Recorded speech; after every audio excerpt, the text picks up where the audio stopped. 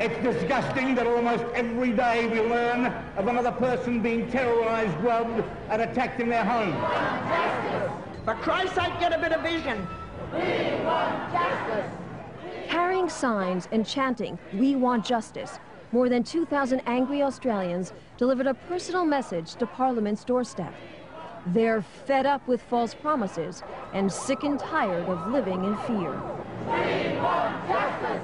The bottom line is people want to know that they have a right to defend themselves. We come from a small country town and it started happening there, and like just with having a 6-week-old baby, I like to know that I can protect her and that we feel safe in our own home. I would say that the politicians in this country, in Australia, have missed the boat entirely, and they've harmed a lot of people who didn't deserve harming with their laws and their approach to it.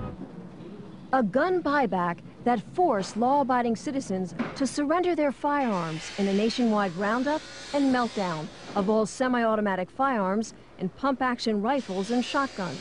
640,000 ordinary conventional firearms confiscated and destroyed.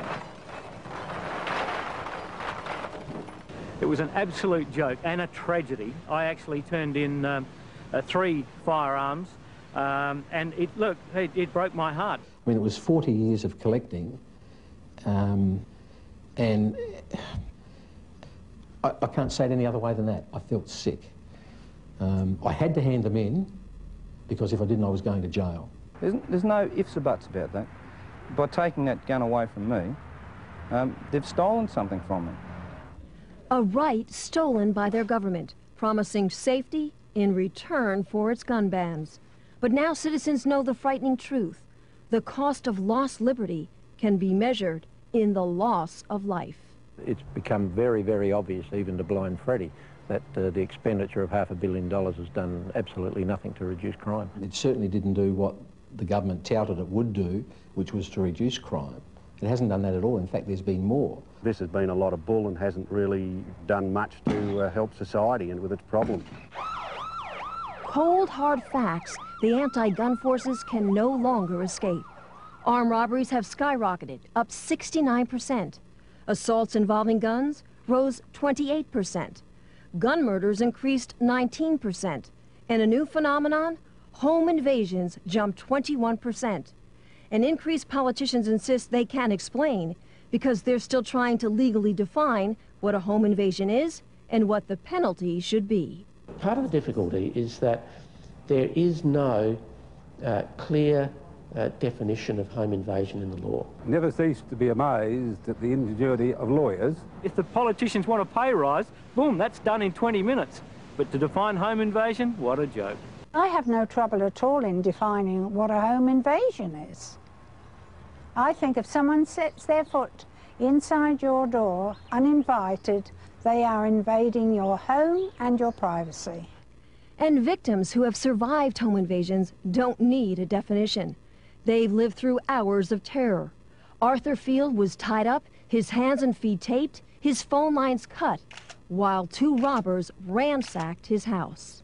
And they jumped on me and knelt on my chest and grabbed me around the throat because I immediately started calling out, "Help."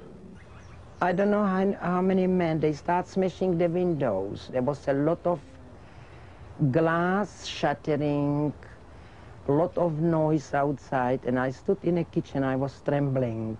The Zawadzkis remember thugs running through their home, demanding money and threatening to kill them. Mr. Zawadsky says if he had a firearm, the suspects never would have gotten away. Do you will stand, waiting till you get killed? Or you will defend yourself? Tell me true, you will defend yourself. Scars that never heal, citizens left powerless. But it's criminals who have been empowered and emboldened by the new gun laws because the innocent can't fight back. What's happening today is that the offender, the bad guys, are happy to break into somebody's house. They're not frightened to break into somebody's house while they're at home. Citizens denied the right to protect themselves by a justice system that won't. Well, my opinion of the legal system here is it's absolutely weak. Weak as water. I mean, it's they've just got no backbone. That the sentencing for various crimes is just pathetic. And police who can't. They're undermanned and morale has never been lower. It's very bad at the moment. It's never been worse. Since 1993, we've had a real decrease in over 230 sworn police officers in this state. These policemen have joined the job, policewomen have joined the job to go out and do it, and they can't even attend at breaks or assaults because there's no vehicle to even get them there. I mean, that's just absolutely ridiculous. Gun laws that have backfired. And Australians who have been forced to hide behind bars and deadbolts. Some are even installing extensive security systems because the firearms they still own that haven't been banned have to be locked up, unloaded, and unavailable. I mean, get real. If I have someone break in here, I've got to go get the bolt, get the rifle, and find the ammunition somewhere else, put it all together, and then defend myself if this other person's got a firearm that's going to threaten my life. No way. It doesn't bloody add up. A political fraud. Gun bans that haven't made a difference, and gun owners now struggling to stop a growing momentum against them. The people pushing the removal of guns from the Australian society are already saying that's only the first step. Publicly, that's only the first step. Now we want the handguns, we want every other firearm. They're warning to Americans, don't think it can't happen to you. It can, and it already is.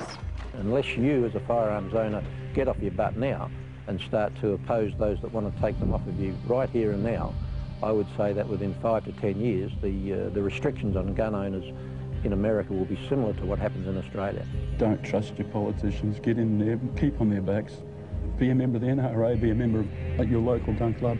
Be part of the NRA and never, ever, ever give up your freedoms, because that's, in the end, that's all you've got. If you think you have rights, tomorrow the government can take them away from you. I think the Americans have to be very, very careful because, you know, their rights will be quickly eroded as ours have, and we don't have a chance in hell of getting those rights back.